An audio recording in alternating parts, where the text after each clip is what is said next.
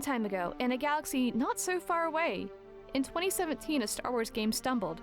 But in May of 2025, that same game is surging back like a returned Jedi. 8 years after its launch, EA Dice's Star Wars Battlefront II is experiencing a surprise resurgence. The game's concurrent player counts have skyrocketed to nearly 8,000 on Steam. It's even climbed the top 25 most played Xbox games, overtaking big titles like Destiny 2. On social media, Battlefront 2 footage is everywhere, with TikTok and Instagram brimming with cinematic clips and nostalgic gameplay moments. So, what's behind the unexpected comeback? This video will break down why Battlefront 2 is resurfacing now, especially how the acclaimed finale of Andor Season 2 ignited fan interest, and examine the game's journey from an infamous 2017 launch controversy to its current status as a beloved Star Wars experience.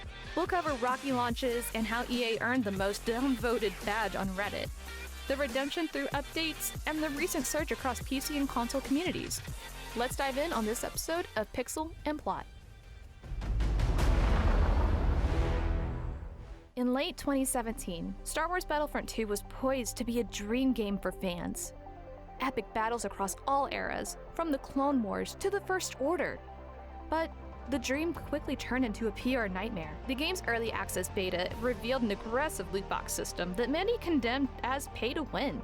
Players discovered it could take dozens of hours to unlock iconic heroes like Darth Vader unless they paid real money. EA's response in a Reddit AMA only fanned the flames, infamously stating, "The intent is to provide players with a sense of pride and accomplishment for unlocking heroes via grinding." That comment went viral as the most downvoted Reddit post in history, symbolizing gamers' disgust with Battlefront 2's monetization. In November of 2017, EA drastically backtracked hours before launch, disabling all in-game purchases on the eve of release. It's rumored Disney intervened, worried how the backlash might sully the Star Wars name with The Last Jedi just weeks away from premiering. Early 2018, developers went into overhaul mode. By March of 2018, a progression update removed loot box advantages and made progression linear and skill-based. EA announced microtransactions were returned only for cosmetic items such as skins and appearances, eliminating the pay-to-win element. In 2018, paid crystals came back, but strictly for cosmetics, a key move to regain community trust. The balance of the Force has been shaken. Now let's go into the 2018-2020 era with the monetization fixes. DICE spent the next 2 years pumping up free DLC content. The game blossomed into a massive Star Wars sandbox fans were promised. New heroes, maps, and modes arrived, spanning every era of the saga, from Clone Wars editions like Obi-Wan Kenobi and Geonosis, to original trilogy battles on Hoth and Bespin, all the way to the sequel trilogy characters like Rey and Kylo. Battlefront eventually covered it all. The community slowly forgave the game's early sins as it transformed into a content-rich celebration of Star Wars.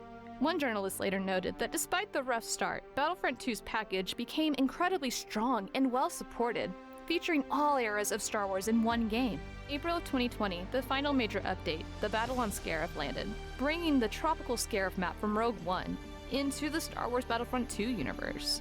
This marked the end of new content. DICE announced that it would conclude support to focus on other projects. By then, Battlefront 2 had truly pulled off a rare feat, a complete redemption arc. As one recap put it, at launch, the game was plunged into scandal over loot boxes. But eventually, all microtransactions were frozen, and the developers continued to work on new free content. Years later, the game emerged in a much better state, regaining fans' goodwill. EA's damage control seemed to work. The player community, initially angry, watched the game evolve into something they could love. By the 2019-2020 era, many fans and critics regarded Battlefront 2 as a great Star Wars multiplayer experience, a far cry from the debut. It's telling that despite selling about 9 million copies in its first month, EA deemed that a disappointment due to the backlash. The turnaround afterwards gave the game a second life. Fast forward to 2025. Star Wars Battlefront 2 is back in the spotlight, something few would have predicted a few years ago. Over the recent weekend, the game hit a peak of nearly 8,000 players on PC on Steam, a 600% jump from just a month prior, rising barely from 1,000 players in late April to almost 8K by mid-May. On Xbox consoles, it surged into the 22nd most played game on the platform, amazingly ranking ahead of Halo, Destiny, and Forza on Xbox charts. PlayStation numbers aren't public, but it's believed they saw a similar spike. For an 8-year-old title with no new official updates in 5 years, these numbers are phenomenal. So what sparked the second boom for Battlefront II? It turns out a perfect storm of events and fan favor converged in spring of 2025. Disney Plus's Andor Season 2, which wrapped up in May of 2025, has been hugely acclaimed. The gritty storytelling and Rebels vs. Empire drama in Cassian Andor's saga reminds fans why they love Star Wars. Many call Andor's second season to be one of the best works in Star Wars universe, and even one of the best in TV series ever. When the finale aired, Star Wars diehards were hungry for more content in that universe. Battlefront II, with its immersive Rebel vs. Imperial battles, became the go-to outlet for that pent-up excitement. An outlet put it, viewers are eager to keep the spark of the rebellion alive. They turned to video games, and EA Battlefront 2 was the natural choice. Next up is May the 4th, Star Wars Day. It's an iconic day that reignites fans' enthusiasm globally. 2025 was no exception. EA and storefronts ran deep discounts on Star Wars games. Battlefront 2 was a 60% off from May 1st to the 4th, across all platforms. It significantly lowered the barrier for new or lapsed players. Many picked up the game for just a few dollars, swelling the community. In tandem, the general Star Wars buzz each May, whether it's movie marathons, new show announcements, or anything, it puts Battlefront 2 back on people's minds. The data shows a sharp uptick starting May 2nd of 2025, right as these celebrations and sales kicked off. Timing was perfect.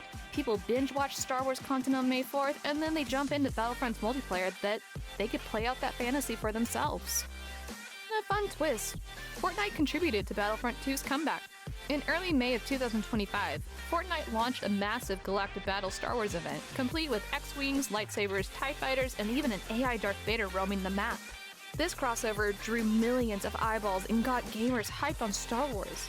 Many players who enjoyed Fortnite's event started craving a more authentic Star Wars combat experience, something only Battlefront 2 could truly deliver.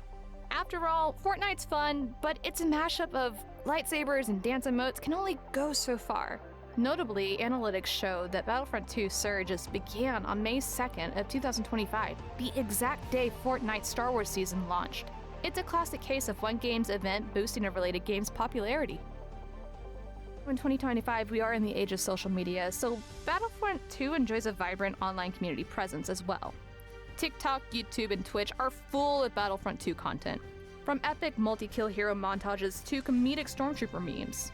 These viral clips consistently remind people how fun and cinematic the game is.